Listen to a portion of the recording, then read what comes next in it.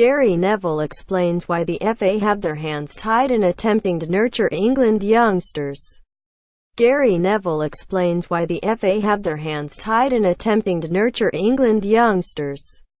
In the latest Super 6 Class of '92 diary, Gary Neville discusses why England will struggle to seize on the youth team's success. Salford's rise to top spot and his return to action. Flawed system. People ask the wrong question about what the FA can do to get these young players further forward in their careers. They can't. It's impossible. These players belong to Premier League football clubs. Those clubs won't play those players, and in 2 years the FA can't pick them because they won't be playing for their clubs. There is no joined-up approach between the FA and the Premier League. They'll argue there is, but there isn't.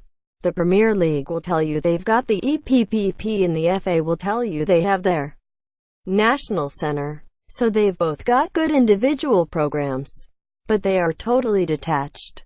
The U17 World Cup was England's latest youth triumph. It is about owners of the Premier League clubs and the 100 metres that is basically at stake every season, and managers being under pressure for short-term success. Why would a manager who knows he is going to get sacked if doesn't keep himself in the Premier League, or win the Premier League or get into Europe, invest in a 17-year-old who is going to have 30 to 40 games making mistakes? It's a flawed system. The FA can't do anything about it. We've heard Gareth Southgate talking about only picking players who are regular starters for their clubs, which seems a sensible approach. But the reality is he can't ring up Jose Mourinho, Jurgen Klopp or Arsene Wenger asking them to play his players. Limited opportunities. There is the argument that is if they're good enough then they'll get in, but I don't believe that anymore. It is absolutely false. If you're good enough, you might not get through because who knows how good you'll be until you've played 30 to 50 matches and actually developed. Gary Neville is one of Man Utd's most decorated players.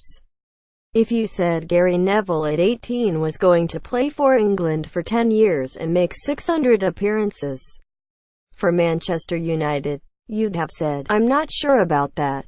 But after 50 games for United, all of a sudden, "I'm playing for England because people think I'm good enough."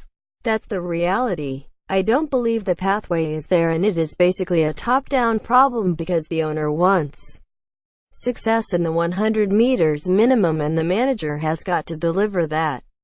So why would you take the risk and invest in youth? Gary Neville explains why young British players are struggling to break through. Gary Neville explains why young British players are struggling to break through. Why would you pick a 17-year-old right back if your job was on the line as a manager?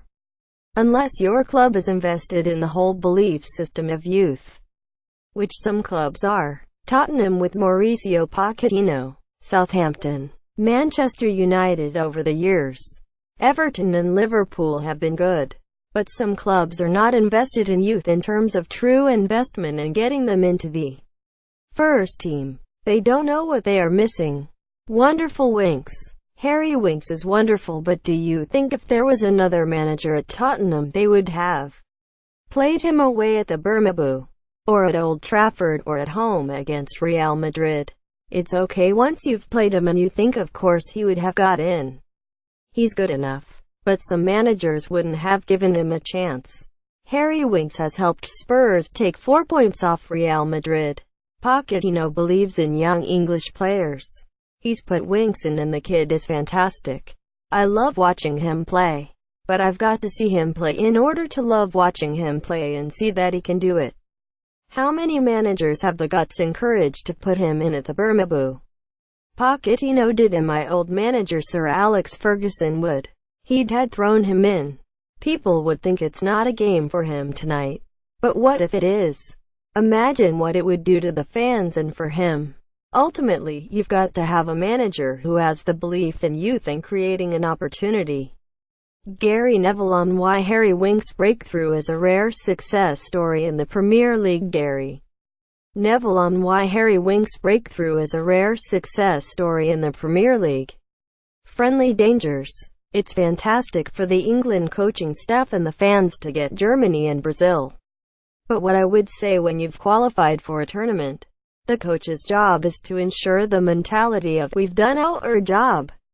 It's just if friendly doesn't kick in, you can end up damaging yourself by losing games like this badly. Not playing well and losing momentum. Qualifying should be a formality for England, but this is where the real test is. This is where you're going to be next summer in Russia against this quality of opposition. So actually, in some ways, these games are more important for England. England will play World Cup holders Germany in a friendly on Friday before playing Brazil next week. My view is also that the first 60 minutes of these games are real, and then you get substitutes so they get a bit disjointed.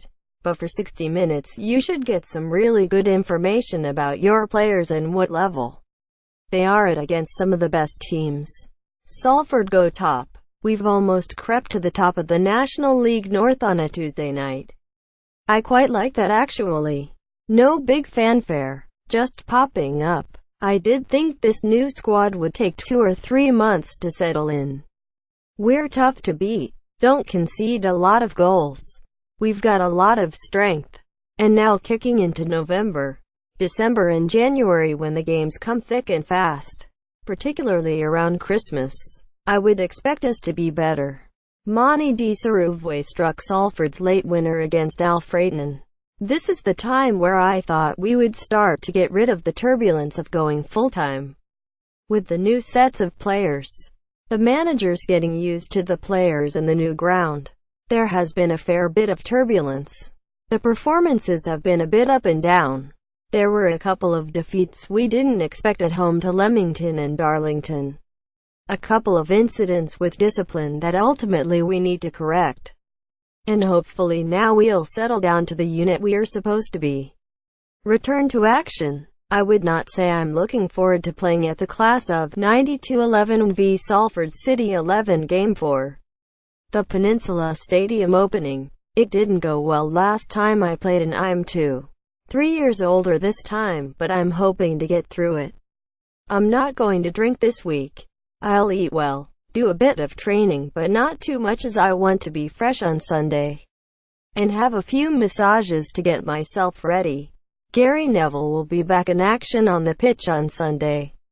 My opposite number will either be Richie Allen, who will cause me problems as he'll dribble at me, or Josh Askew, who will just be smashing me, tackling and being horrible. So I'm not sure I fancy either of them.